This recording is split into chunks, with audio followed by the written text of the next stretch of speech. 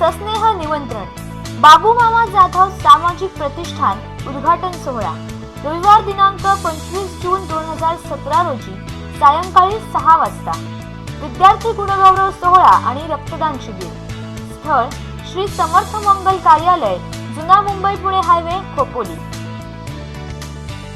खंडाळा घाटातून खोपोली शहरात येणाऱ्या बायपासवर शनिवारी दुपारी स्विफ्ट कार 100 फूट खोल दरीत कोसळून अपघात झाला.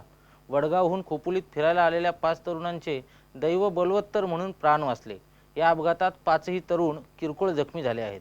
पुणे जिल्ह्यातील वडगाव येथील काही तरुण खंडाळा घाट आणि खोपोली शहरातील निसर्गरम्य ठिकाणे पाहण्यासाठी आले होते.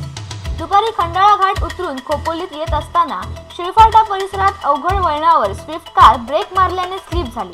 उताराचा अंदाज न आल्याने कार 100 फूट दरीत कोसळली. कारमध्ये 3 मुलांसह 2 मुलीही होत्या. सुदैवाने हे 5ही जण सुखरूप असल्याचे समजते.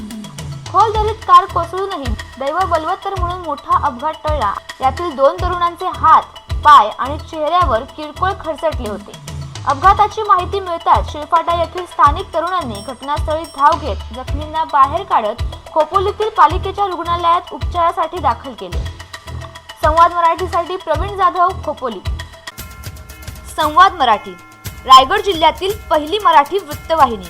अपडेट रहा आमच्या सोशल साईट सोबत. लाईक करा आमच्या फेसबुक पेजला, फॉलो करा ट्विटरवर किंवा बातम्या आणि व्हिडिओजसाठी आमच्या यूट्यूब चॅनलला सबस्क्राईब करा.